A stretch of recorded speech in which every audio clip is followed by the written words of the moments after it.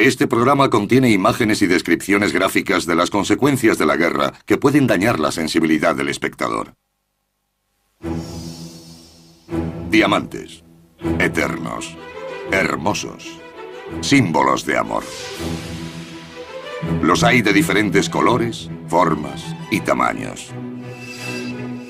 Su valor se mide en quilates, talla y claridad. Son las piedras más preciosas del mundo. Pero en África Occidental y Central, su coste ha sido mayor de lo que nadie podría imaginar. Millones de personas han perdido la vida por los diamantes de sangre. Diamantes que financian guerras. Nos agruparon y ordenaron que nos cortaran los brazos. Se oían llantos, rebeldes atacando, mujeres siendo violadas y personas muriendo fusiladas. Diamantes relacionados con terroristas. La conexión entre Al-Qaeda y los diamantes me llamó la atención tras los atentados del 11 de septiembre. Una historia que pocos conocen. Si se le pregunta a cualquier persona dónde ha comprado su anillo de diamantes, responde que en la joyería de la esquina. Esta es la historia de los diamantes de sangre.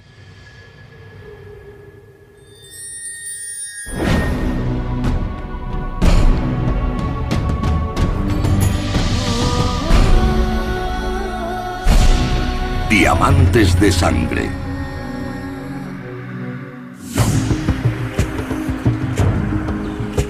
Una tierra llena de paradojas. Situada en la costa oeste africana, Sierra Leona es una de las naciones más pobres de la Tierra. Ocupa el penúltimo puesto en el Índice de Desarrollo Humano de las Naciones Unidas. La renta media de sus ciudadanos es de 167 euros al año. Sin embargo, Sierra Leona es muy rica en recursos naturales. Verdes bosques tropicales se extienden por toda su geografía. Y bajo su fértil suelo, abundan las gemas más preciosas del mundo. El valor medio de los diamantes de Sierra Leona es de unos 150 euros por quilate, mucho mayor que el de similares encontrados en otras zonas. Los corredores afirman que los de Sierra Leona tienen algo especial, un color único. En una tierra azotada por la miseria, el descubrimiento de diamantes podría haber conllevado una gran prosperidad. El hecho de ser un país diamantífero siempre ha sido un arma de doble filo. Por un lado es una bendición, ya que contiene la promesa de grandes riquezas para la gente del país, pero por otro lado también invita al desorden. Sierra Leona es un claro ejemplo de ese caos. Desde 1991 hasta 2001, se ha librado una brutal guerra entre las fuerzas gubernamentales y un grupo rebelde llamado FRU, Frente Revolucionario Unido. Una guerra financiada en parte con estas gemas. Sostenían que luchaban por la democracia, pero combatían contra civiles y utilizaban diamantes para financiar la guerra, para comprar armas. Se calcula que unas 75.000 personas murieron asesinadas. A menudo de forma cruel.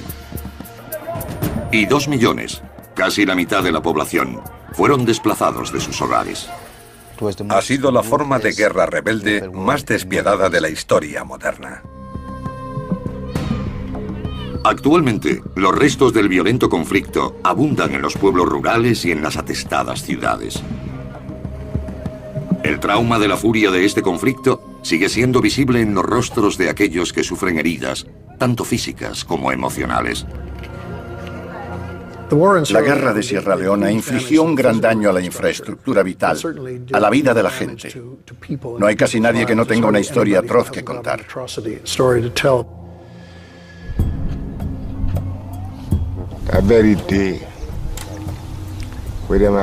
El día que me cortaron las manos no esperaba sobrevivir. No creí en un futuro, ni en que pudiera estar ahora aquí, sentado hablando con vosotros. Pensaba que había llegado el fin. Antes de la guerra, Ibrahim Fofana trabajaba en las minas, extrayendo diamantes en bruto del subsuelo del distrito de Kono. En abril de 1998, el FRU atacó su pueblo. Cuando llegaron al pueblo, iban vestidos con el uniforme de combate. Llevaban armas, lanzacohetes RPG. Los rebeldes plantaron cara al vecino de Ibrahim. Uno de los soldados le pidió diamantes y él les dijo que no tenía. Entonces lo sacaron a la calle y lo fusilaron. La gente corría atropelladamente. Yo estaba en la selva, pero mi esposa y mi hijo estaban en casa y fueron encerrados. Separado de su familia, Ibrahim y otros vecinos fueron capturados. Nos dieron el botín para que lo cargásemos hasta otro pueblo llamado Tombodú. Cuando llegamos allí, ya había otros cautivos y los metieron en una casa. Ibrahim y otros 5 hombres fueron atados a la puerta de la vivienda. Había 53 personas allí dentro y le prendieron fuego a la casa. A pesar de haberse librado de una violenta muerte, un acto de impensable barbaridad esperaba a Ibrahim.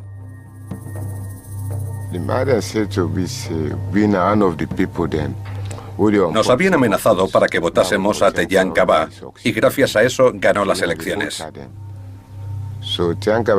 Nos dijeron que al cortarnos las manos perderíamos la capacidad de participar activamente en la política y que así no podríamos elegir a otro para el gobierno.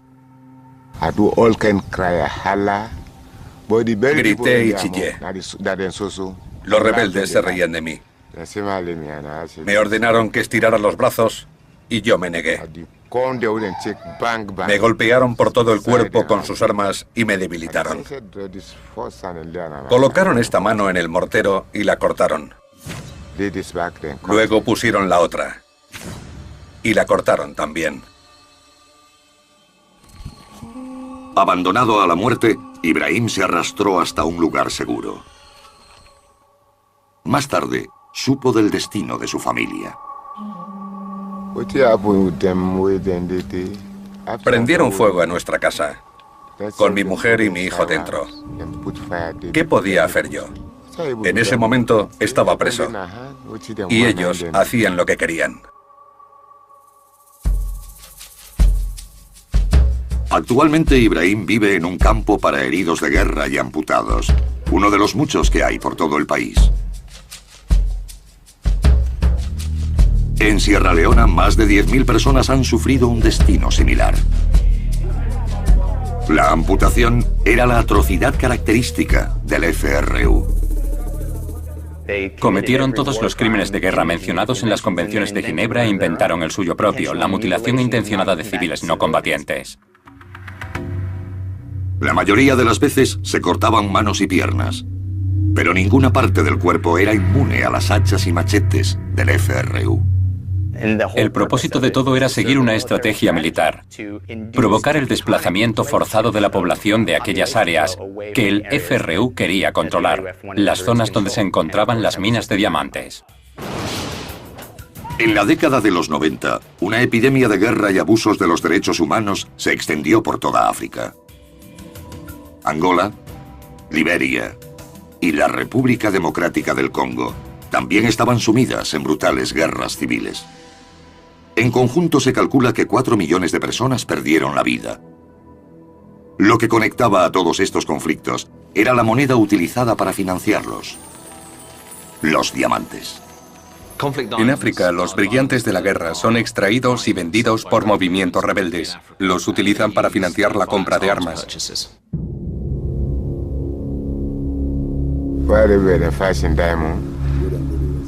Los rebeldes insistían en conseguir diamantes.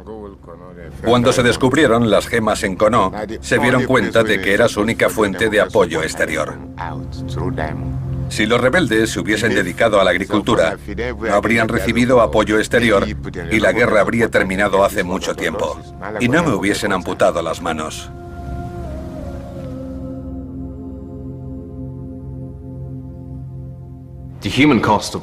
El coste humano de los diamantes de sangre en África ha sido inmenso.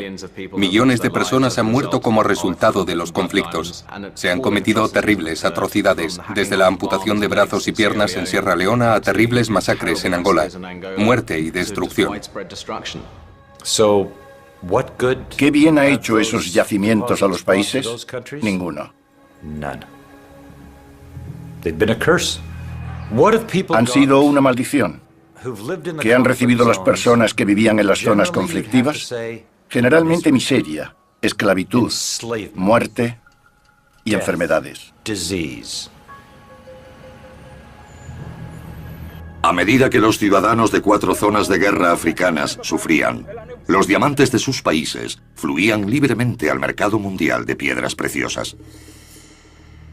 Nuestros cálculos indican que entre el 10 y el 15% del comercio internacional de brillantes, puede que más, está compuesto por diamantes de sangre.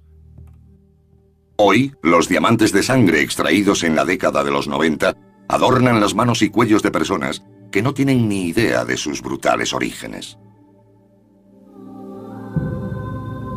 Estas gemas de la guerra no vienen con una tarjetita indicando que proceden de una zona conflictiva.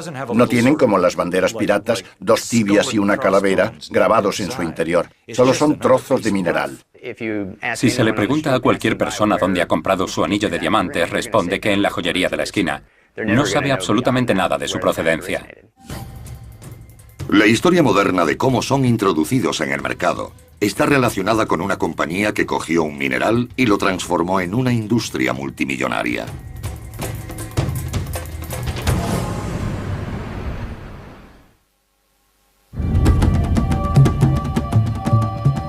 Un diamante exquisitamente tallado y pulido es una creación de elegancia y maestría. También es un gran negocio. Existe una gran industria internacional que provee a una población ávida de diamantes. Botswana, Rusia, Sudáfrica y Canadá son algunas de las principales naciones productoras de brillantes. Pero las minas están situadas en más de 20 países y extraen 20 toneladas de piedras preciosas al año. Esto comenzó siendo una piedra en bruto de 250 quilates. Procede del Congo. Era una pieza complicada, ya que tenía un grado D de perfección. Más de 100 quilates. Actualmente puede costar más de 11 millones de euros en el mercado. Los diamantes empiezan siendo solo piedras extraídas de las minas. Los artesanos las tallan y las pulen hasta convertirlas en piedras preciosas. Trabajar con diamantes tan grandes como ese acaba con los nervios. Se trata de un juego muy arriesgado. El verdadero valor de cada gema se desconoce hasta que llega al torno del pulidor. Esta gema con la que estoy trabajando tendrá forma oval o de pera. Empezó teniendo 20 quilates y acabará teniendo 7. En ninguna otra parte, este negocio es tan rentable como en Estados Unidos, donde se vende la mitad del suministro mundial. En el mundo entero, la venta al por menor de diamantes ingresa más de 45.000 millones de euros al año. Nuestra atracción por ellos comenzó hace 2.500 años. A lo largo de la historia, estas joyas han sido propiedad exclusiva de la realeza, los aristócratas y la gente rica. El resto no podía permitírselos. Los descubrimientos eran raros y solían encontrarse en depósitos dispersos en las orillas de los ríos. La verdadera fuente de las gemas fue un secreto hasta el siglo XIX. El actual negocio de brillantes se originó en África con el gran descubrimiento de diamantes del siglo XIX. En 1869 se descubrió un diamante de 83 quilates cerca del río Orange, en Sudáfrica. Le siguió una fiebre de búsqueda sin precedentes. Los tasadores llegaban a miles, y en 1873 se creó la ciudad minera de Kimberley, la sede del mayor descubrimiento de diamantes de la región. La importancia de la mina de Kimberley reside en que por primera vez se identificó su verdadero origen. El origen de estas piedras preciosas es una chimenea volcánica subterránea bautizada como la ciudad minera en la que se descubrió. Los diamantes se crean en el manto superior. Son transportados desde esta franja situada a 160 kilómetros de profundidad hasta la superficie en una especie de volcán llamado chimenea kimberlítica. En condiciones favorables, como son un rápido ascenso en el que se mantengan una presión y temperaturas fijas, el pequeño volcán, la chimenea kimberlítica, los lleva hasta la superficie. Kimberley marcó el primer descubrimiento de las chimeneas productoras de diamantes. De repente, la minería industrial a escala mundial se hizo factible. La mayor de estas chimeneas kimberlíticas se descubrió en las tierras de dos inocentes granjeros. Los hermanos de Beers eran granjeros. Se descubrieron diamantes en sus tierras, se formó un sindicato y las compraron. El precio pagado por la tierra de estos dos hermanos fue de 9.000 euros. No cabe duda de que en aquella época debió parecerles una suma disparatada. Probablemente incluso se marcharon de su propiedad pensando en el maravilloso trato que habían hecho. Mirando hacia atrás, podrían haber conseguido mucho más. La granja de los hermanos de Beers acabaría produciendo 14,5 millones de quilates. En sus inicios, el negocio era un conjunto desorganizado de pequeñas compañías e individuos que reclamaban la explotación de tierras ricas en diamantes. Muy pocos tuvieron la visión del empresario británico Cecil Rhodes. Su intención era crear un imperio en el que pudiera controlar no solo los diamantes hallados en sus tierras, sino los de todas las propiedades de los alrededores. Rhodes se dio cuenta de la amenaza de un negocio de diamantes descontrolado. Una vez que los diamantes empezaron a comercializarse a finales del siglo XIX, le quedó claro que el precio de las gemas se hundiría si todas las piedras encontradas eran llevadas al mercado. Él creía que podía restringirse mediante un monopolio mundial estrictamente controlado. Durante casi una década absorbió a sus competidores.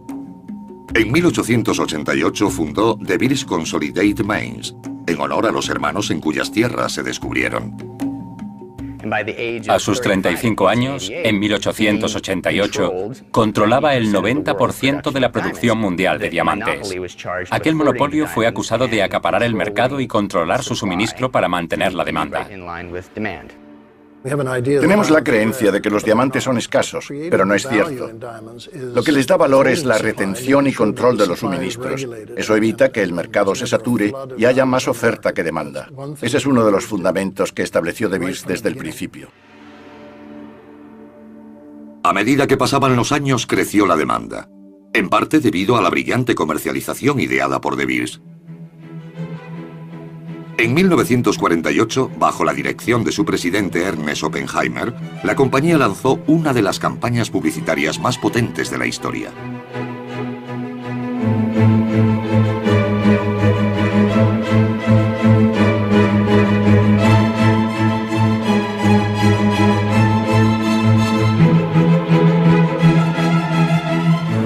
El eslogan era simple, pero convincente. Su ingenio fue dar con una campaña publicitaria que convertía estas joyas en sinónimos del amor entre humanos y, en concreto, parte del rito del compromiso y del matrimonio. Pero incluyó también la brillante idea de que la gente podía invertir un porcentaje de sus ingresos en un diamante para demostrar su cariño.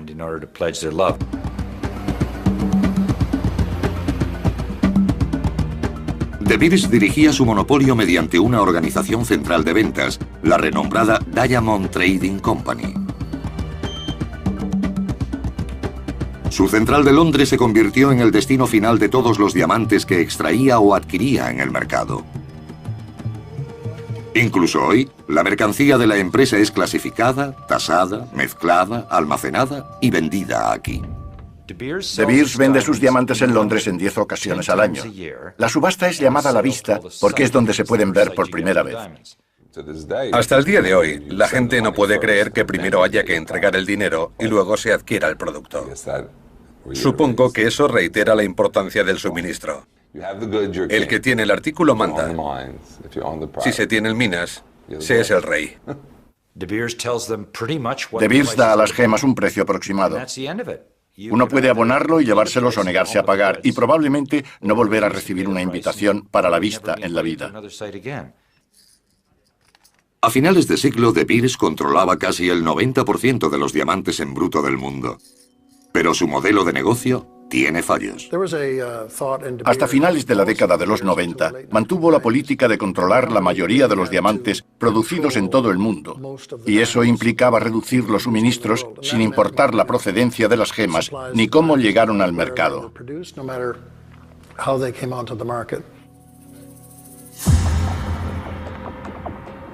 En los años 90, algunos diamantes fueron introducidos de contrabando en el mercado de países sumidos en brutales guerras civiles. Cuando los diamantes se relacionaron con la muerte y la destrucción, toda la industria fue atacada. Hasta 1999, De Beers y la industria de diamantes negaban todo esto.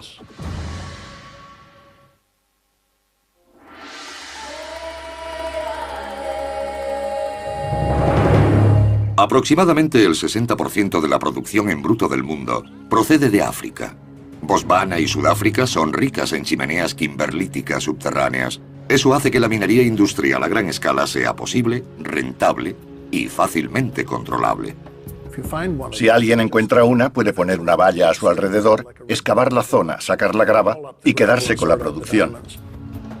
Los ingresos generados por los diamantes en estos países han construido infraestructuras y fortalecido la economía nacional. Pero en muchos otros países africanos están esparcidos a lo largo de miles de kilómetros cuadrados, porque durante miles de años los ríos han erosionado el suelo, transportándolos y disgregándolos. Al ser explotados por particulares, los depósitos aluviales han aportado pocos beneficios a nivel nacional. No hace falta una gran empresa ni mucho equipo. Los ejércitos rebeldes acceden a ellos con facilidad.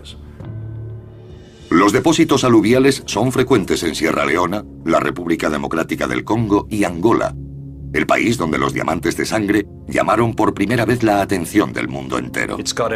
Lo tienen todo: petróleo en sus mares, diamantes y muchos tipos de recursos. Y sin embargo, arrastran una triste historia marcada por la avaricia humana y las más horribles condiciones de explotación.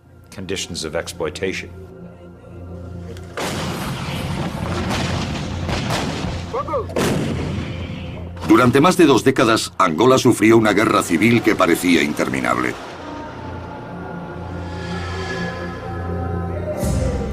Comenzó en 1975 cuando Portugal le concedió la independencia.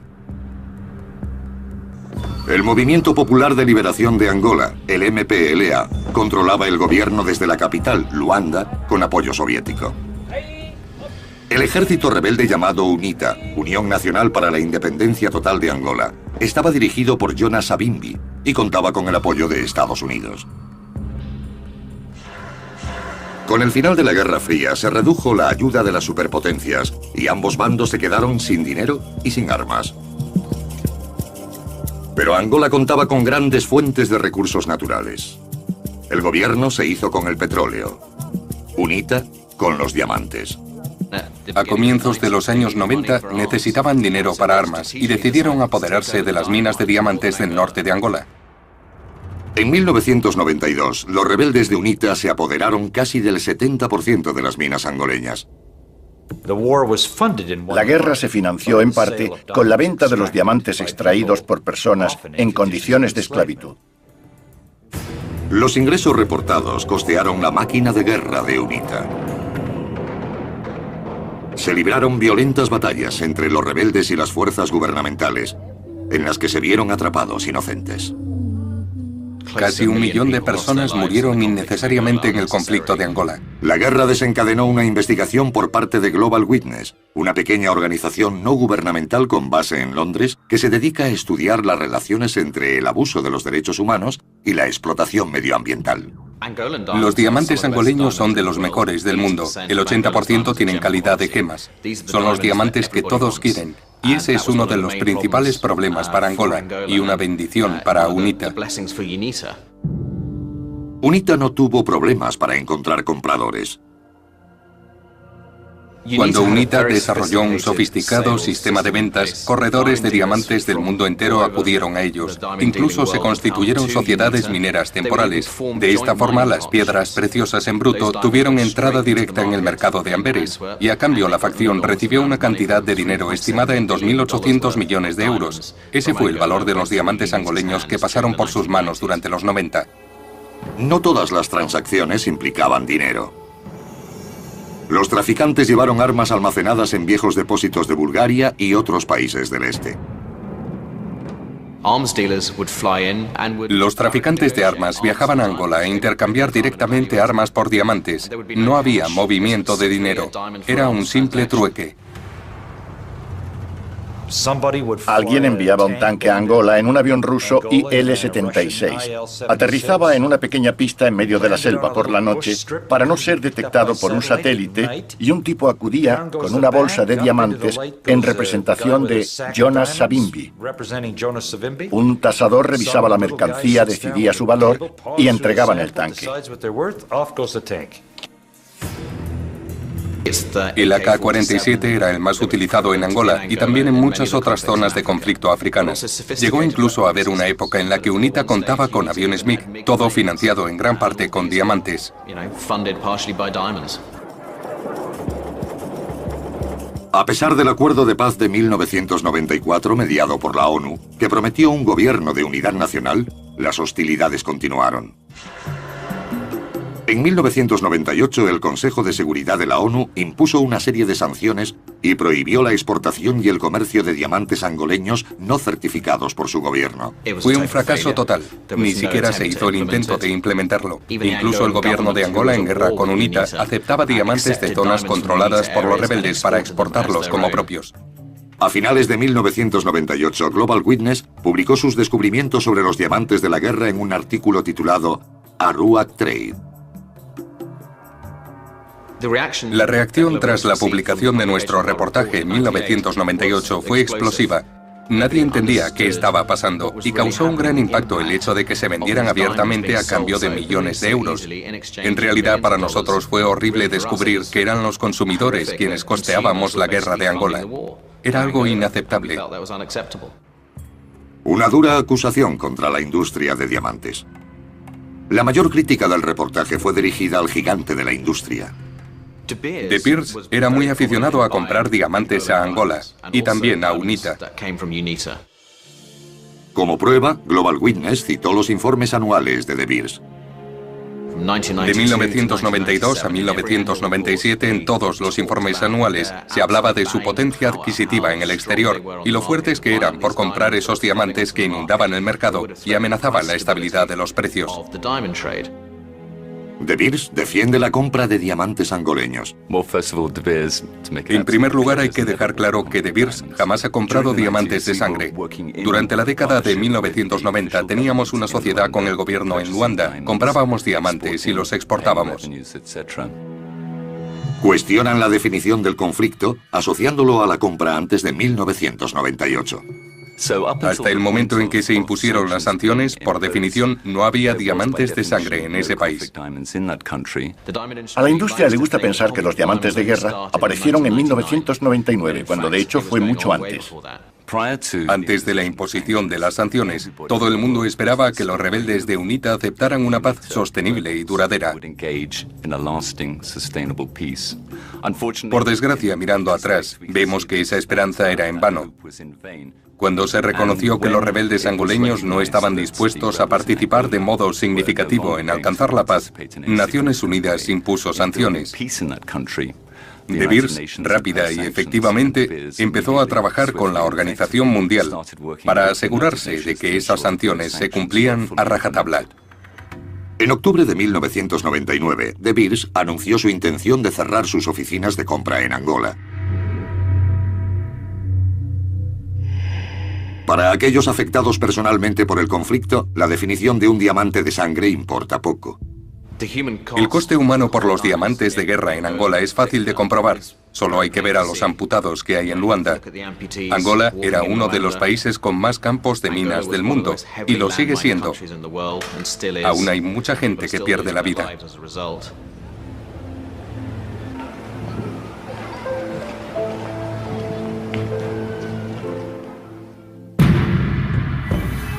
Saber que los diamantes financiaban la muerte y la mutilación en Angola no sirvió para detener la carnicería. Y cuando otra nación africana se sumió en el caos, de nuevo se relacionaron los diamantes con una tragedia humana de proporciones históricas. Llegaban a las ciudades, sacaban a la gente a rastras de sus casas y los masacraban.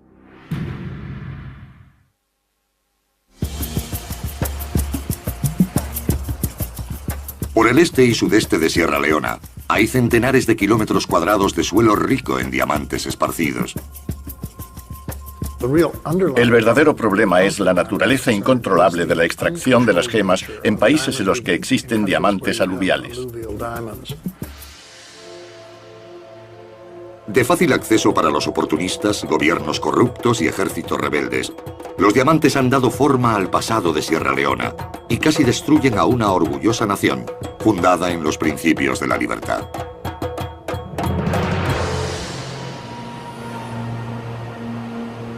En 1462, un explorador portugués llegó a una hermosa playa de la costa occidental africana, coronada por altas colinas. Le recordó a un león agazapado y por ese motivo le dio el nombre de Sierra Leoa. Con el paso del tiempo, el nombre ha cambiado hasta la actual Sierra Leona. Sierra Leona jugó un papel muy importante en el auge del mercado de esclavos del siglo XVIII. Fue de aquí desde donde partieron los famosos cautivos de la goleta Amistad. Por otro lado, el país también atrajo la atención de los abolicionistas británicos. Estos ayudaban a traer a los esclavos liberados de Estados Unidos, Gran Bretaña y Canadá de vuelta a Sierra Leona. Los esclavos liberados eran alojados en una ciudad costera llamada Brabantse of Freedom, posteriormente rebautizada como Freetown, capital de Sierra Leona. Muchos esclavos eran traídos aquí y se integraban en la población local, por lo que era un lugar lleno de vida. Con el tiempo la gente se entremezcló y formaron una nueva cultura en África conocida como criolla. Como colonia británica, Freetown se convirtió en el centro de la educación y las ideas progresistas. El resto del país permaneció subdesarrollado hasta 1930, cuando se descubrieron los diamantes. Desde entonces han jugado un papel relevante y primordial en nuestra economía. Una única compañía, la Sierra Leone Selection Trust, o SLST, adquirió el derecho exclusivo a la minería. Pronto se formó una red de mineros y traficantes. Los diamantes de contrabando eran transportados en secreto hasta Liberia y Guinea. Monrovia, en Liberia, florecía a medida que los compradores de empresas europeas se daban cuenta de la abundancia de diamantes baratos disponibles en la ciudad. A comienzos de los 50 se descubrieron nuevos depósitos. En 1955 hubo una gran fiebre. Todos bajaban a las minas con la intención de ganar dinero rápido. El monopolio de la SLST estaba amenazado. Viví allí en los 60. La Sierra Leona Selection Trust tenía un ejército de 500 hombres, 2 helicópteros y camiones, con el objetivo de capturar mineros ilegales. A pesar del contrabando, Sierra Leona exportaba oficialmente 2 millones de quilates de diamantes al año. Unos ingresos esenciales desde que Gran Bretaña pusiera fin a su gobierno colonial. Cuando Sierra Leona consiguió su independencia en 1961, las perspectivas eran bastante buenas. Tenía buenas infraestructuras, una red de ferrocarriles y autopistas, colegios y una universidad, pero muchas instituciones eran demasiado frágiles. El declive de Sierra Leona comenzó en 1967, cuando Siaka Stevens se convirtió en primer ministro. Con el tiempo, se embarcó en una forma de gobierno monopartidista, muy centralizado, que afectó negativamente a la calidad de vida de la gente. Importantes instituciones del país, como el ejército y la policía, fueron corruptas y politizadas. El gobierno reclamó el 51% de los fondos fiduciarios de Sierra Leona. Poco a poco, la industria diamantífera se nacionalizó. El gobierno introdujo a todo tipo de personajes oscuros, como la mafia estadounidense. Una gran variedad de delincuentes se involucraron en el comercio y la exportación oficial pasó de 150 a 200 millones de euros al año a prácticamente nada. En las siguientes 2 décadas, la financiación para los servicios sociales se evaporó. La educación, la sanidad y la infraestructura se hundieron. El desacuerdo social y mediático fue censurado.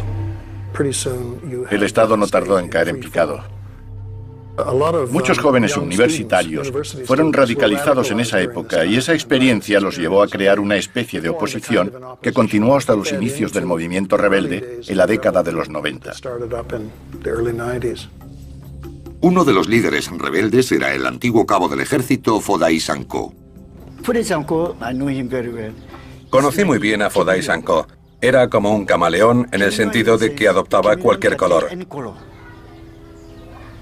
Se mostraba como le convenía. A veces parecía agradable, sencillo y tierno. Pero Sankoh tenía una característica muy difícil de aceptar. No mantenía su palabra. Hoy podía ser negro y mañana blanco. Sankoh se alió con un sanguinario rebelde al otro lado de la frontera de Sierra Leona. Charles Taylor, de Liberia, tenía un gran plan para mejorar su país, que implicaba atacar Sierra Leona, pero también tenía la necesidad estratégica de hacerse con sus yacimientos de diamantes. Los necesita para financiar su propia guerra y la invasión que iniciaría. No, master. No slave. No slave. No nothing. You have to do it for yourself. Juntos, Taylor y Sankoh crearon el incipiente ejército rebelde de Sierra Leona conocido como FRU, Frente Revolucionario Unido. Charles Taylor les prometió que tras su guerra les ayudaría a provocar una revolución en Sierra Leona. En 1989, Taylor y sus seguidores iniciaron una guerra civil en Liberia. Sankoh montó una base en el oeste del país junto a la frontera con Sierra Leona. Desde allí empezaría a reclutar y a entrenar a su ejército. Su milicia estaba formada por analfabetos y gentes a quienes habían lavado el cerebro. Había mucha pobreza y Foday Sankoh no tuvo demasiada dificultad en reclutar a los más jóvenes. No le costó demasiado poner su plan en marcha. En marzo de 1991, el FRU invadió Sierra Leona.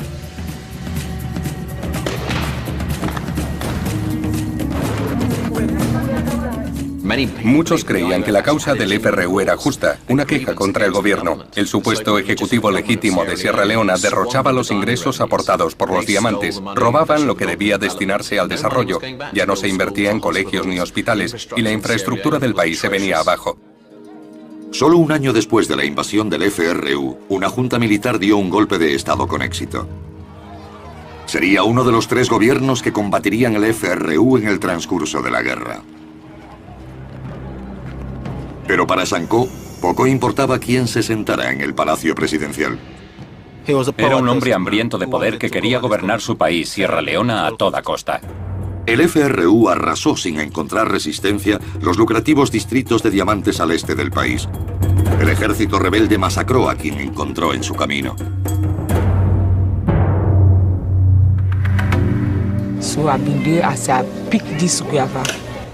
Yo estaba cogiendo guayabas de un árbol cuando los vi. Unos 10 de ellos llevaban cintas rojas. Me preguntaron por qué estaba asustada. Me atacaron y me violaron. Los soldados del FRU se daban a sí mismos truculentos apodos como Señor de la Sangre, Infame con las Mujeres y El Asesino. Rodearon el pueblo y capturaron a 55 de nosotros. Nos agruparon y llamaron a un chico conocido como El Asesino.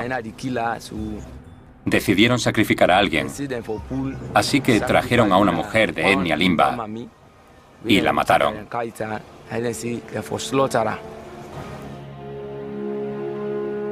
Las esperanzas respecto al FRU como héroes liberadores desaparecieron rápidamente. La gente aterrorizada huyó de pueblos y ciudades. En noviembre de 1993, más de 370.000 personas se habían desplazado. El FRU había conseguido uno de sus objetivos: expulsar a parte de la población de los campos de diamantes de Sierra Leona. El FRU quería tomar Kono y las demás zonas de diamantes por los recursos. En los años siguientes, los yacimientos de diamantes financiarían una campaña de terror sin precedentes. Y las minas de diamantes serían transformadas en campos de trabajos forzados. Muchos de los que trabajaban en las minas lo hacían a punta de pistola.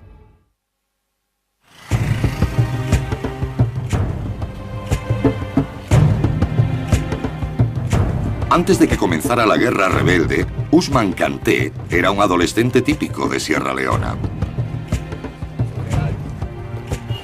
Al cumplir los 17 años, fue secuestrado de su ciudad natal, Bakburaka, durante un asalto del FRU.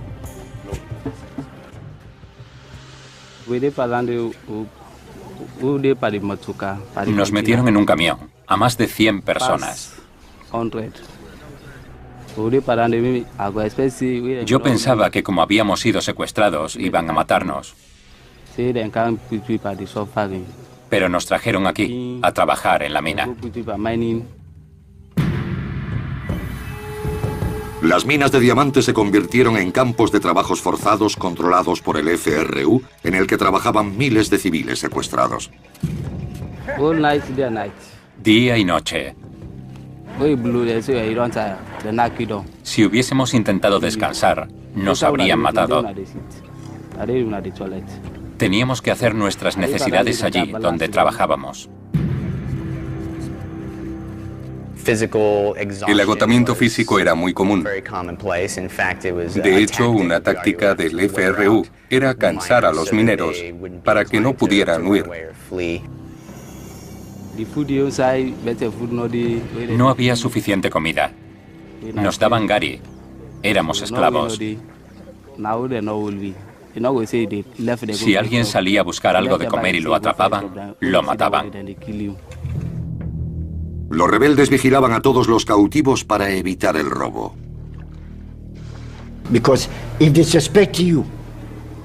Si sospechaban que alguien tenía un diamante, más valía que al preguntarle lo enseñara inmediatamente. Si no, era asesinado.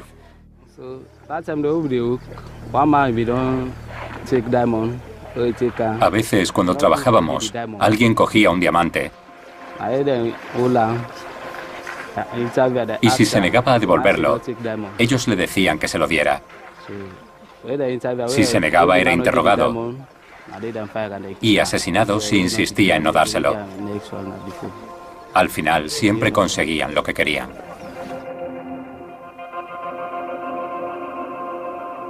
Con el sudor de los esclavos mineros como Usman, los diamantes eran extraídos de las minas y sacados del país a través de rutas de contrabando establecidas muchos años antes. Eran trasladados por transportistas de confianza que cruzaban la frontera a pie hasta llegar a Monrovia. Sumido en su propia guerra civil, el señor de la guerra, Charles Taylor, ayudó a facilitar el flujo ilegal de diamantes de sangre. Apoyó al Frente Revolucionario Unido de Sierra Leona. Lo hizo porque era una forma de desestabilizar a importantes figuras de la región y de financiar su propia guerra.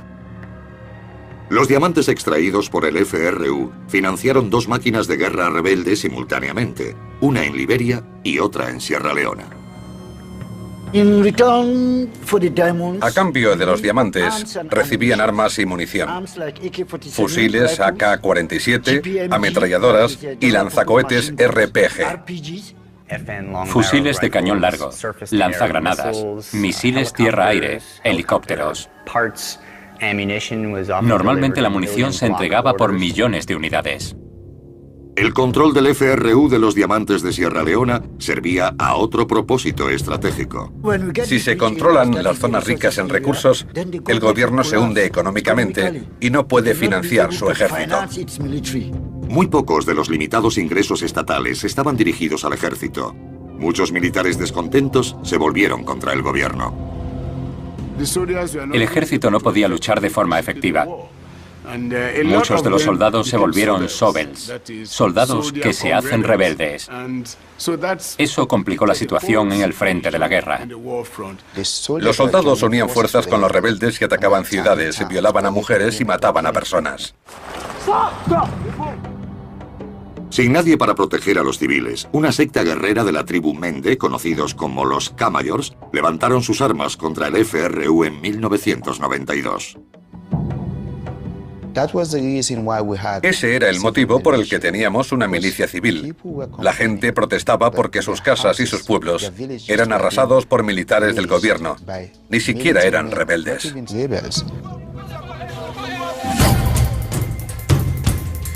Mientras reinaba la anarquía, los niños se convirtieron en el elemento emblemático de la tragedia humana de la guerra.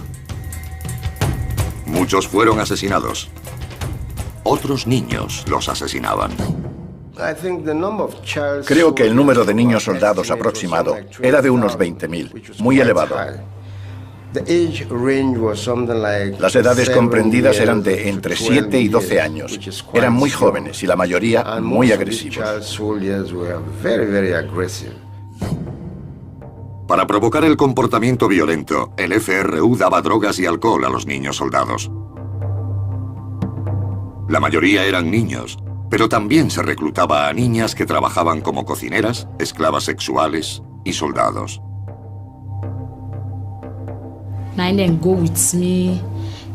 Me raptaron y abusaron de mí. Me dieron un arma, pero yo no sabía utilizarla y simplemente la sostuve.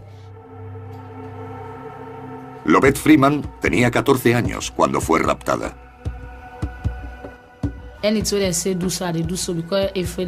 Hice lo que me pidieron porque si me hubiese negado me habrían amenazado con un cuchillo. Hice cosas malas. Fuimos a robar a una casa. Ellos esperaban en la parte de atrás mientras yo pegaba a la puerta. Me abrió una mujer y yo le apunté con un arma. Ella retrocedió y entramos en la casa. Rapté a su bebé y me lo llevé conmigo. Luego murió y lo siento mucho por ella.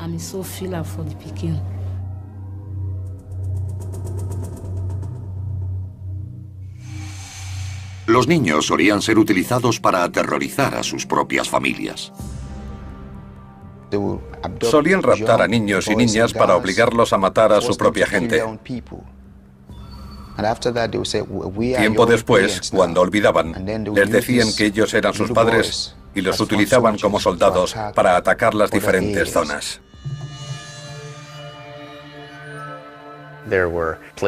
Había una gran cantidad de niños soldados que no conocían más figuras parentales que los comandantes de sus unidades. A finales de 1994, gran parte de Sierra Leona se había sumido en el caos. Incapaz de acabar con el FRU, el ineficaz gobierno del país contrató a una empresa de mercenarios sudafricana llamada Executive Outcomes para que reinstaurara el orden. Como pago, se les prometieron diamantes. Executive Outcomes contaba con una efectiva fuerza aérea que utilizaron en su favor sobre las áreas de diamantes. Su principal objetivo era limpiar esas zonas de rebeldes, porque su paga dependía de ello. Executive Outcomes logró rápidamente lo que nadie había podido hacer en Sierra Leona. En tan solo un mes, expulsaron al FRU de casi toda la zona occidental, rica en diamantes. La paz resultante, aunque poco fiable, permitió la celebración de unas elecciones en 1996.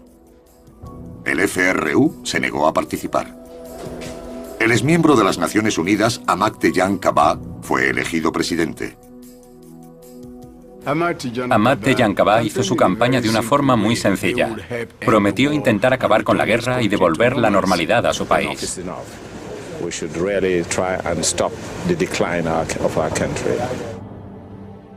El nuevo presidente inició una serie de negociaciones con el FRU, pero las esperanzas de paz no tardaron en desvanecerse. Ante la insistencia de la ONU, Kaba puso fin al contrato con Executive Outcomes.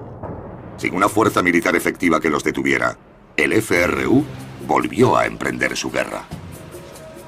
El FRU afirmaba que su lucha era contra el gobierno militar, que buscaban la democracia y que querían la paz y el desarrollo. Pero cuando el gobierno militar dejó el poder y se formó un gobierno electo, siguieron luchando. El FRU decidió castigar a todos aquellos que habían votado y les hizo pagar un espeluznante precio.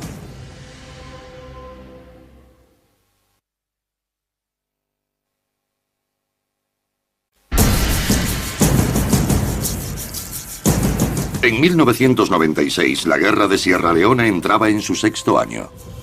Los diamantes ilegales habían ayudado a mantener un conflicto que, de otro modo, habría terminado rápidamente. Se calcula que el FRU, durante el periodo en el que controlaron los campos de diamantes de Sierra Leona, ganó entre unos 38 y 95 millones de euros al año. Con los rebeldes bien armados y financiados, los restantes años de la guerra estarían marcados por la brutalidad del FRU, que desafiaba toda comprensión. En respuesta a la elección del presidente Tejan Kaba en 1996, la amputación se convirtió en la táctica rebelde de intimidación y venganza.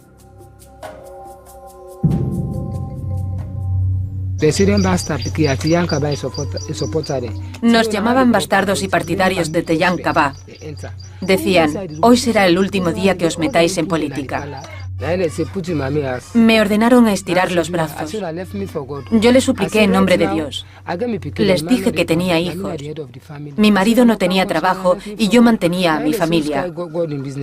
Se rieron de mí y me dijeron, estira la mano y toca a Dios.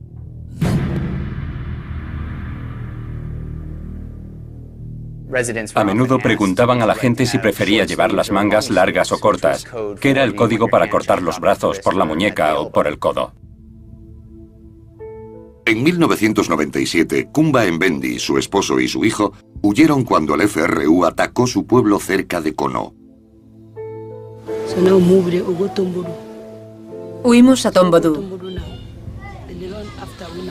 Cuando llegamos, aún nos perseguían y nos ocultamos en los bosques.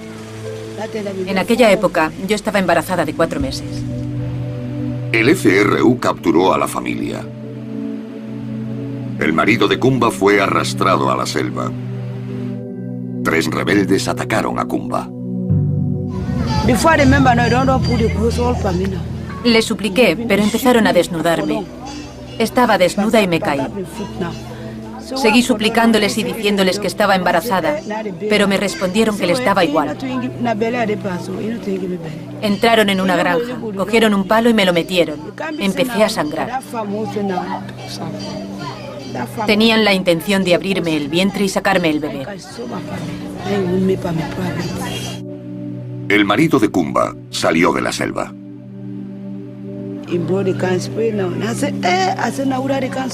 Le caía sangre de la muñeca. Gritaba, me han cortado las manos. Yo pensé, han cortado las manos a mi marido y me han mutilado a mí.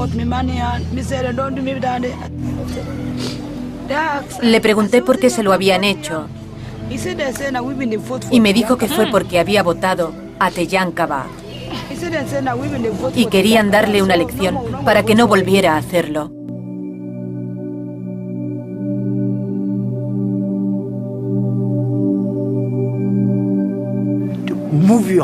Quitar las manos de la guerra, apartar tus manos de la guerra. Ese era el significado de cortarlas.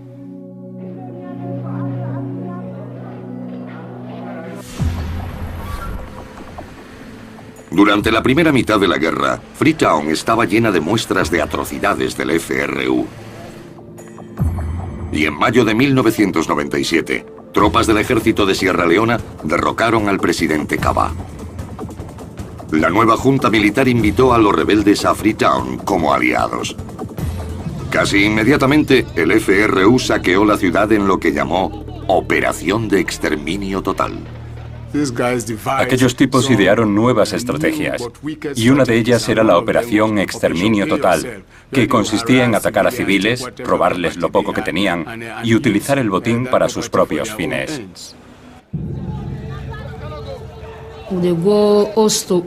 Íbamos de casa en casa, robando. Nos llevábamos todas las pertenencias. Exigíamos dinero y a veces matábamos a 2 o 3 miembros de la familia.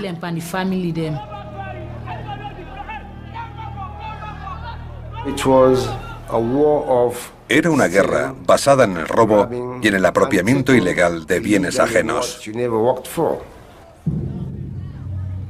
Pero después de casi 3 décadas de gobierno militar, los ciudadanos de Freetown tomaron las calles en señal de protesta. El pueblo se negaba a apoyarlos. La gente dejó de enviar a sus hijos al colegio y no acudió a trabajar. Se manifestaron. No querían a la Junta y pedían la dimisión del gobierno. Aquello significaba volver a la selva y no estaban dispuestos a hacerlo.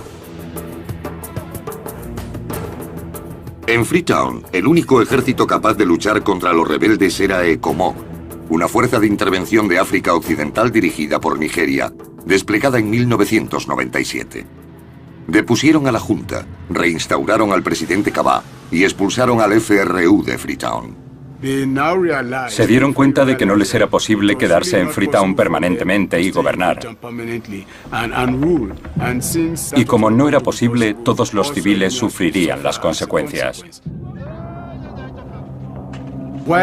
En su retirada se aseguraron de destruir todo a su paso, desde seres humanos hasta edificios, arrasando todo lo que podían. La gente estaba muy asustada. A todo el mundo le entró el pánico. Hay informes de asesinatos, de pueblos incendiados, de ciudades arrasadas y de niños raptados por los rebeldes.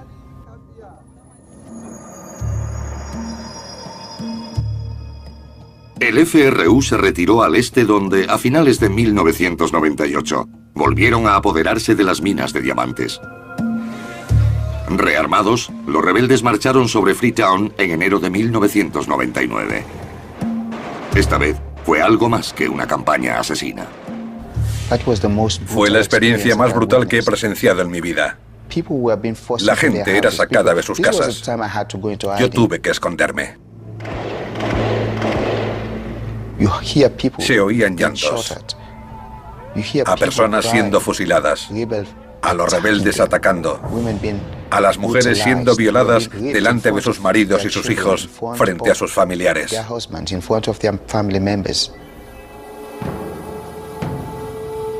Las fuerzas de ECOMOG, que aún seguían en Freetown, iniciaron la defensa de la ciudad. Pero no siempre eran capaces de distinguir a los rebeldes de los civiles, y los ciudadanos fueron víctimas de la agresión indiscriminada de ECOMOG. Freetown era un infierno, hablando claro. En todo el país reinaba la anarquía y la inestabilidad. La masacre de Freetown duró 2 semanas, hasta que ECOMOG volvió a expulsar al FRU de la capital.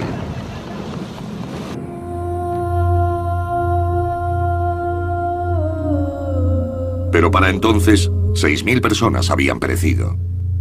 Los cadáveres se apilaban en la puerta del hospital Connaught en Freetown. Vi muchos cadáveres. Rezo para no volver a ver más hasta el día de mi muerte.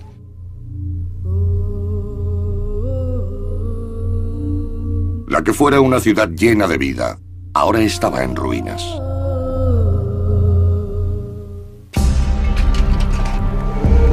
La brutal guerra de Sierra Leona estaba a punto de terminar. Y la impactante relación entre la muerte y los diamantes saldría a la luz.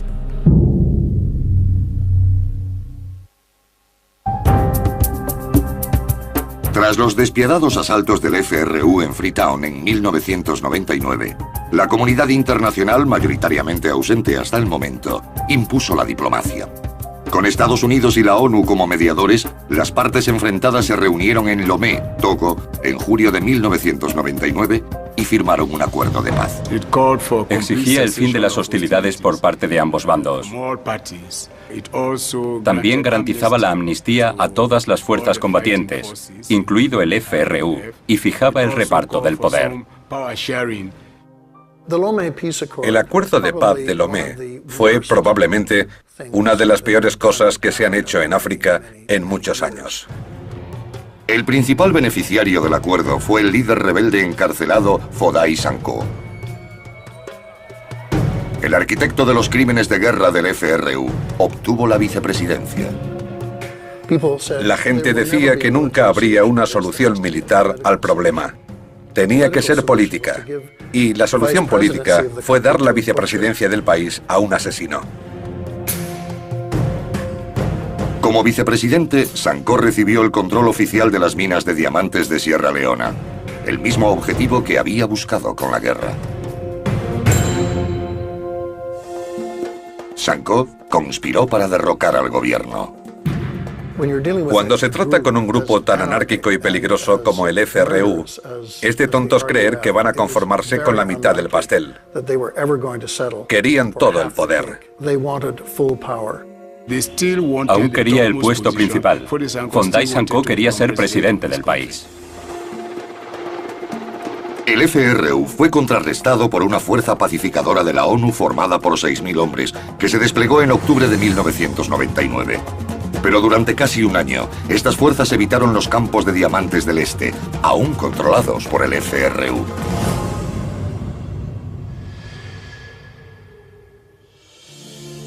Al otro lado del mundo, una ONG canadiense llamada Partnership Africa-Canadá trabajaba en proyectos de paz para Sierra Leona.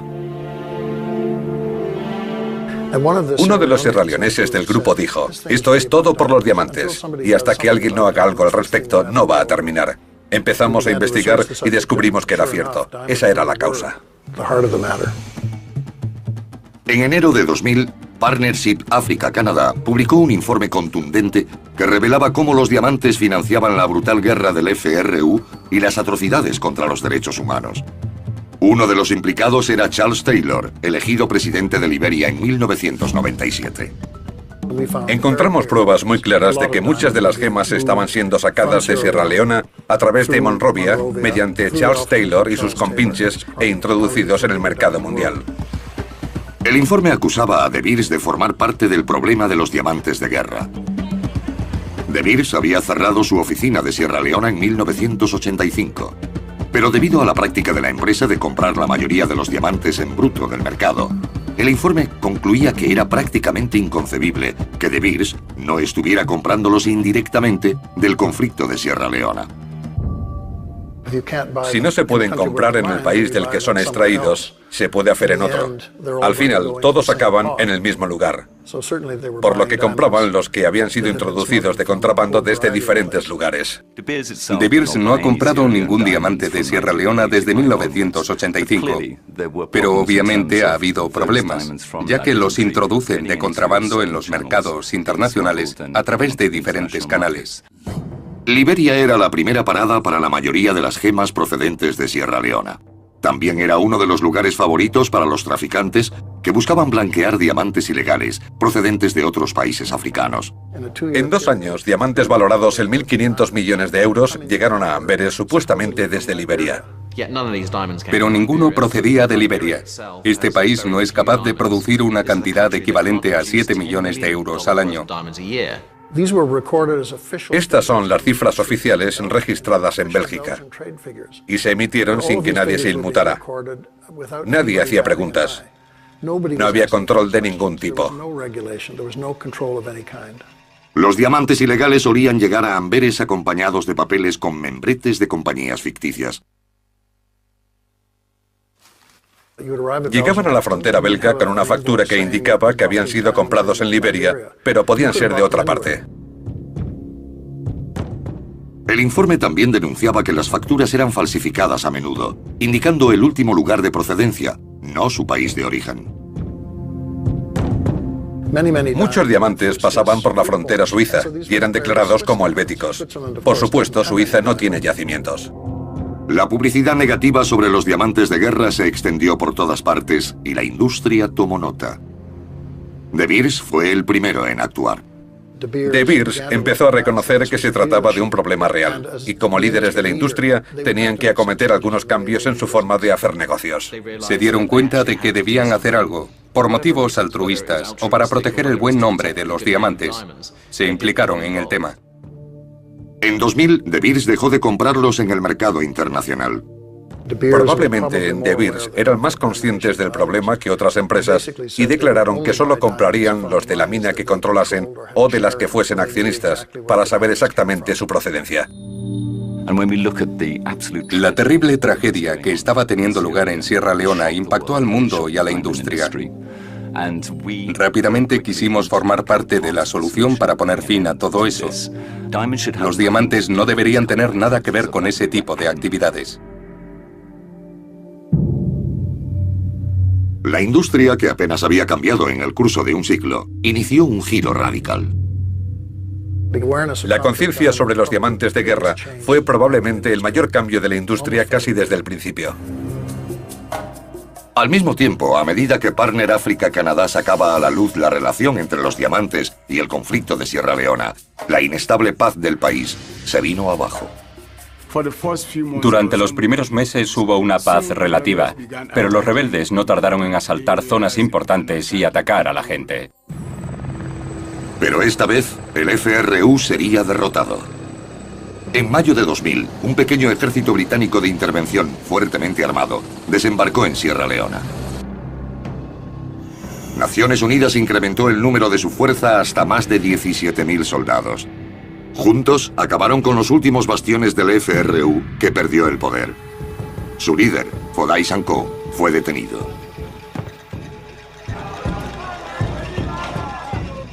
El 18 de enero de 2002, el presidente Ahmad Tejan Kaba declaró oficialmente el fin de una de las guerras civiles más brutales del siglo XX. Today, we're happy that those flames of war have been extinguished and that now we are about to watch the flames of peace destroy some of the implements of war. 4 meses después, los sierraleoneses acudieron libremente a las urnas. El presidente Kaba fue reelegido. Cientos de ciudadanos, cuyas manos habían sido amputadas para evitar que votaran, metieron valientemente sus papeletas en las urnas. En Sierra Leona y Angola, las atrocidades financiadas en parte por los diamantes ilegales habían salido a la luz. Pero una nueva e impactante acusación estaba a punto de ser anunciada. La conexión entre Al-Qaeda y los diamantes me llamó la atención poco después de los ataques del 11 de septiembre.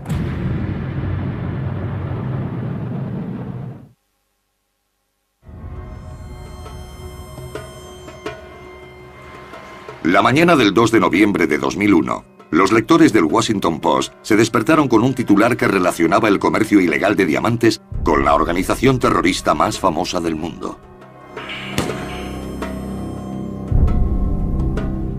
Había pruebas de la presencia de agentes de Al-Qaeda en Liberia y Sierra Leona de que estaban comprando diamantes a finales de los años 90. La revelación le llegó por casualidad a Doug Farad, entonces jefe de la oficina del Post en África Occidental, que se encontraba en Ghana, reunido con un antiguo confidente, miembro del círculo más próximo a Charles Taylor. Él estaba leyendo el primer número de la revista Newsweek, publicado tras los ataques del 11 de septiembre. Tenía una lista de los más buscados por el FBI en un reportaje de 2 páginas. De repente se quedó pálido. Me dijo, conozco a estos 2 tipos, y a este de aquí. Le pregunté, ¿qué quieres decir con que los conoces? Me respondió que les había vendido diamantes ese mismo año. Los hombres identificados por el confidente de Farah eran agentes de Al-Qaeda. 2 de aquellos hombres, Gailani y Fasul Mohamed, fueron identificados como implicados en los ataques a las embajadas estadounidenses de África Oriental. Abdullah Ahmed Abdullah era uno de los principales agentes financieros de Al-Qaeda. El confidente de Farah describió varios encuentros entre Al-Qaeda y el FRU. Habían mantenido reuniones en junio y julio de 2001 en Monrovia para negociar un acuerdo de monopolio y comprar toda la producción de diamantes del FRU de ese mismo año. Y uno de los incentivos que ofrecían era pagar entre un 10 y un 15% más del precio normal de las piedras en bruto. Farah siguió la historia hasta Sierra Leona, donde la corroboró uno de los comandantes del FRU. Su explosivo artículo dio lugar a una serie de investigaciones del Tribunal Especial de Sierra Leona, un equipo operativo formado por varias agencias de inteligencia europeas y la ONG Global Witness. Todos confirmaron el relato de Farah. La relación entre Al-Qaeda y los diamantes comienza en África Oriental, en Kenia y Tanzania. Tras los ataques de Al-Qaeda a sus embajadas de Kenia y Tanzania en 1998, Estados Unidos congeló los activos del grupo terrorista. Las agencias de inteligencia creen que Osama Bin Laden necesitaba una estructura financiera diferente para el siguiente ataque. Y nada les venía mejor que los diamantes. Eran manejables y se vendían fácilmente, sin que nadie pudiese averiguar su procedencia una vez que habían dejado su lugar de origen. Elementos de la célula de Al-Qaeda en África Oriental se trasladaron al oeste, a Liberia, y participaron en la compra de diamantes por valor de millones de euros. Llegaron un par de personas en 1998. Luego instalaron a 2 hombres permanentemente en diciembre de 2000. Incluso alquilaron una casa en febrero de 2001.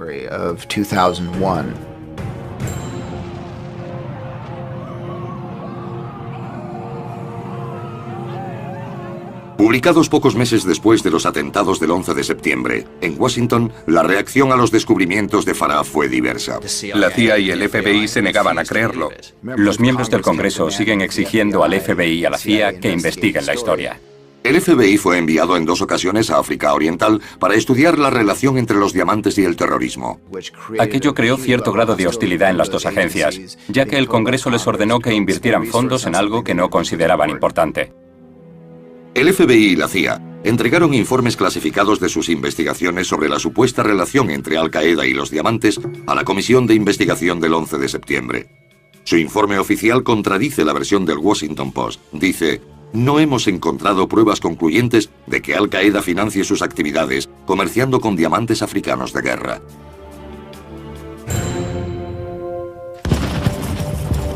Con la llegada del nuevo siglo, muy pocos discutían el hecho de que los diamantes hubiesen contribuido a financiar violentas guerras y atrocidades en Angola y Sierra Leona. A la industria del diamante le preocupaba que las 2 ONGs que habían denunciado el problema, Global Witness y Partnership África-Canadá, pudieran iniciar un boicot contra la compra de las piedras. Eso resultaría muy perjudicial para países como Botswana, Namibia y Sudáfrica, que dependen de su producción legal de diamantes. Luego, no solo la industria estaba preocupada, también los gobiernos. La industria del diamante se unió a las ONGs y a los países productores para encontrar una solución. Tras varios años de debate, se acordó un sistema de certificaciones que se implementó en 2003. Recibe el nombre de Proceso Kimberley.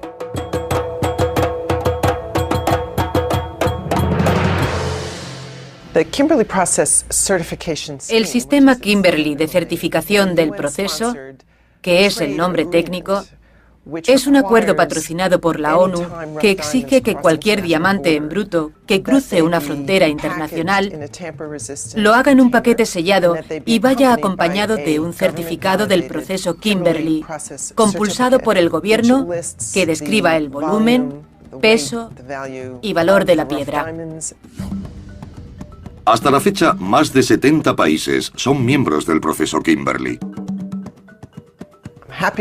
Me alegro de poder decir que los principales suministradores de diamantes de guerra, Angola y Sierra Leona, son miembros del proceso Kimberley. En la Oficina Estatal del Oro y el Diamante de Sierra Leona, todos los diamantes en bruto exportados oficialmente son sometidos a un riguroso proceso de clasificación, valoración y certificación, exigido por el proceso Kimberley.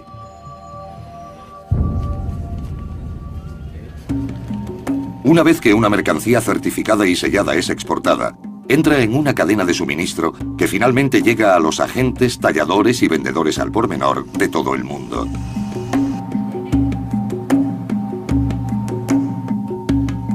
Además del proceso Kimberley, la industria acordó un sistema voluntario de autorregulación destinado a garantizar el pedigrí de las piedras enviadas a la cadena comercial. Junto con el proceso Kimberley, este debería permitir el rastreo de los diamantes desde su lugar de origen hasta el punto de venta. Es sometido a un complejo sistema, pero cuando llega a las tiendas va acompañado de una garantía. El minorista tiene derecho a exigir esas garantías para poder entregárselas a los consumidores en el caso de que estos pidan pruebas del origen legal de los diamantes.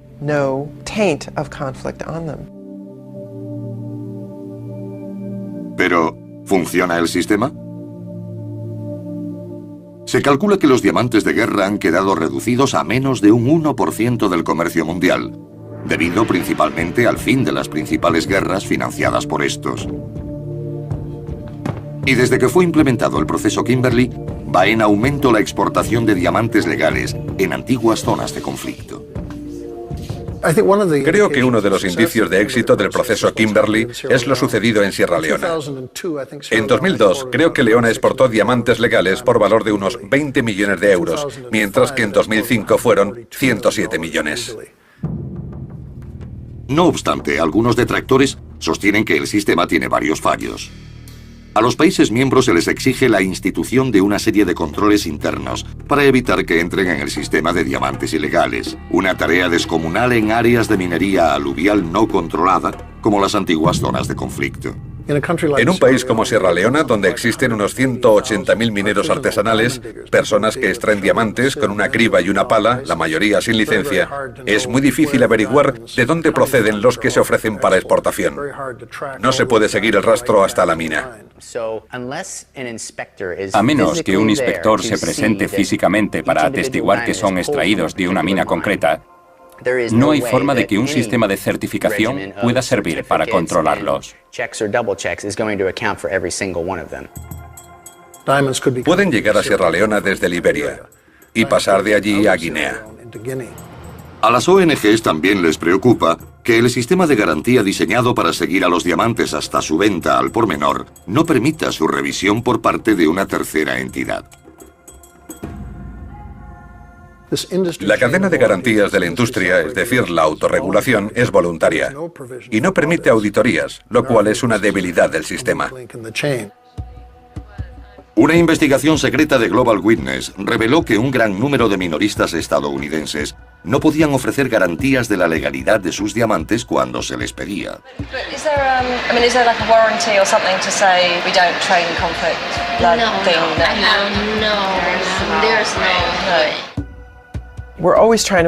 Intentamos perfeccionar el proceso Kimberley continuamente. Las ONGs, los gobiernos y la industria trabajamos conjuntamente. Aún queda por ver si el proceso Kimberley es efectivo en tiempo de guerra. Sigo convencido de que ningún sistema de certificación, sello de aprobación o imagen digital puede erradicar el problema. Siempre que existan grupos armados que se rebelen contra los gobiernos legítimos de un país diamantífero y consigan controlar las minas, esos diamantes saldrán al mercado. En 2006, las Naciones Unidas informaron de que diamantes de Costa de Marfil estaban siendo extraídos por rebeldes y sacados de contrabando. Las piedras ilegales de Liberia y la República Democrática del Congo siguen abriéndose paso hasta el mercado internacional. Las principales guerras africanas financiadas con diamantes han terminado, afortunadamente. Pero en zonas tan inestables como el oeste y el centro de África, podrían volver a estallar. Derrocar un gobierno es fácil cuando se tiene acceso a millones de euros en diamantes.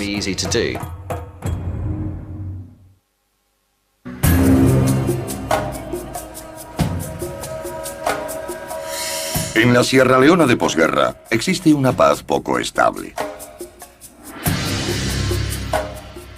Debido a la amnistía incondicional concedida a los combatientes del FRU, las víctimas de guerra y los rebeldes que las aterrorizaron vuelven a ser vecinos.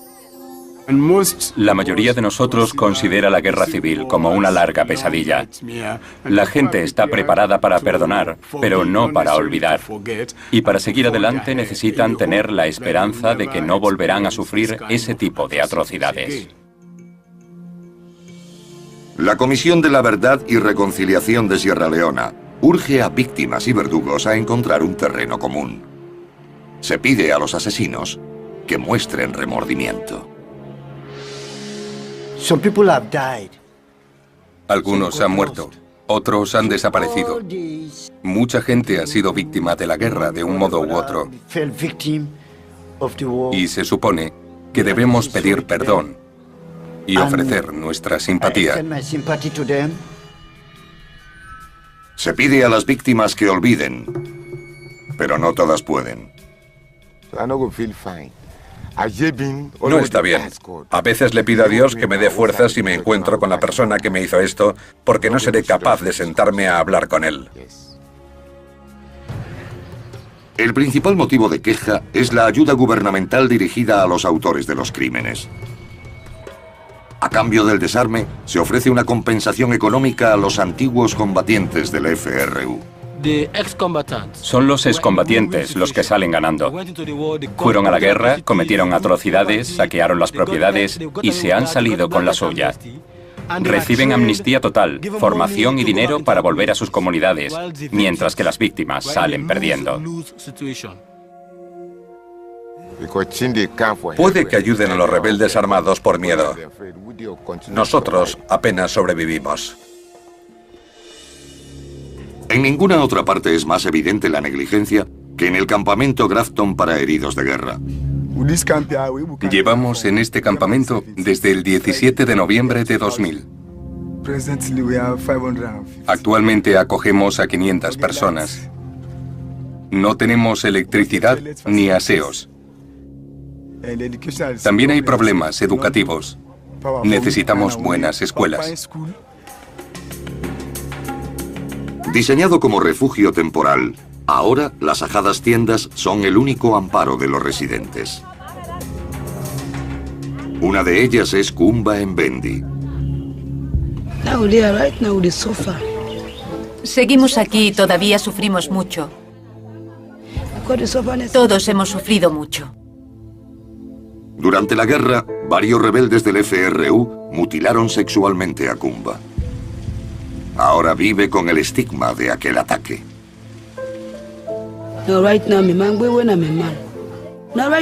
Mi marido ya no cuida de mí.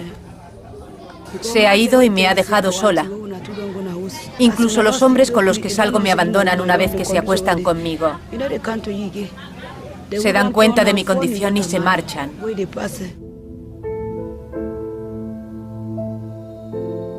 Debido a la amnistía garantizada a sus atacantes, Kumba nunca podrá enfrentarse a ellos en un tribunal. Quizás en un mundo ideal, todas aquellas personas contra las que hay pruebas de haber cometido un crimen serían llamadas a juicio y cumplirían condena por ello.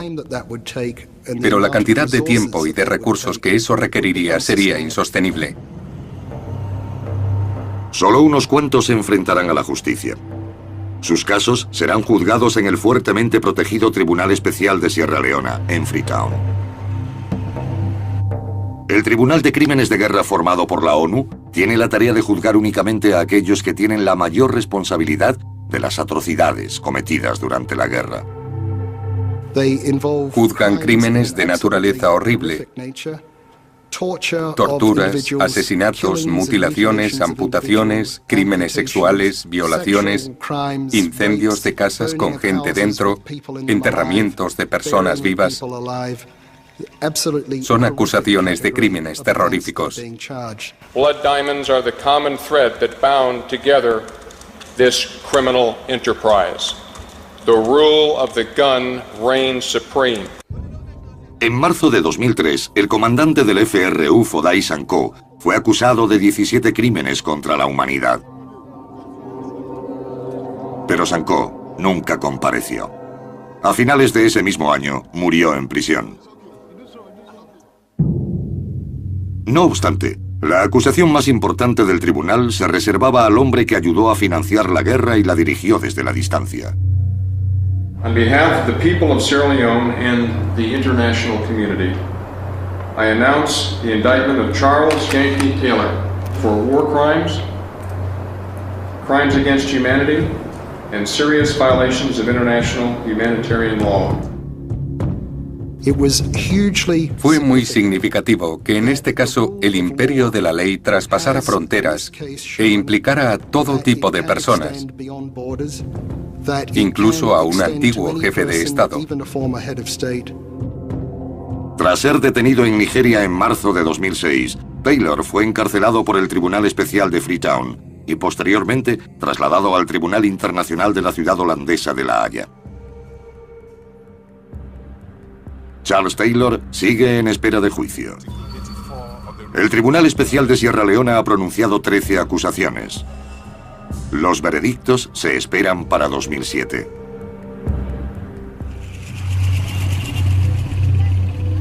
Aunque las cicatrices de la guerra desaparecen poco a poco, los países africanos caracterizados por la minería aluvial incontrolada siguen siendo propensos a los conflictos.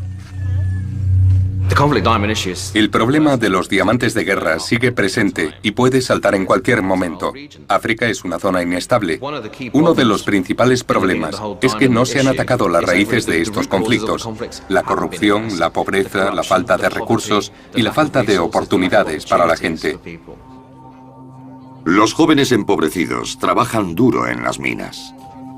La miseria está por todas partes. Una de las cosas más extrañas de las zonas productoras de diamantes en África es que suelen ser las más pobres. En pueblos en los que llevan extrayendo diamantes 50 o 60 años, ni siquiera tienen agua corriente, cuando de la zona salen diamantes por valor de millones de euros. Es difícil de entender. La mayoría se dedica a la minería por la falta de alternativas. Durante la guerra de Sierra Leona, Ousmane Konté fue esclavizado por el FRU y obligado a extraer diamantes. Irónicamente, sigue haciendo lo mismo. Sin educación ni preparación, es el único trabajo al que puede dedicarse. De un modo diferente, sigue preso en las minas.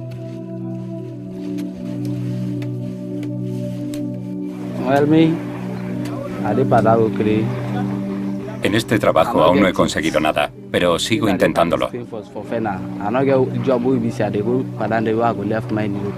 Si tuviera otra ocupación, podría dejar la minería. Pero ya que no es así, me quedaré aquí hasta que Dios me dé otra cosa.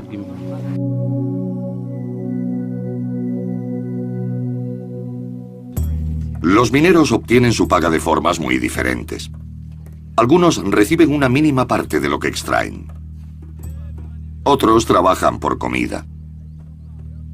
Hay quienes ganan un escaso salario y la mayoría trabaja por falsas esperanzas. Es como la economía de un casino. Todo el mundo piensa que va a obtener el premio gordo, pero por supuesto, casi nadie lo consigue. Las condiciones en las que trabajan son horribles. La gente cava a pleno sol durante todo el día, a menudo metida en agua hasta la cintura. No hay cohesión social y mucha violencia. Las zonas de minas son grandes focos de malaria, sida y todo tipo de problemas sociales. La rutina diaria no es más que un trabajo de esclavos.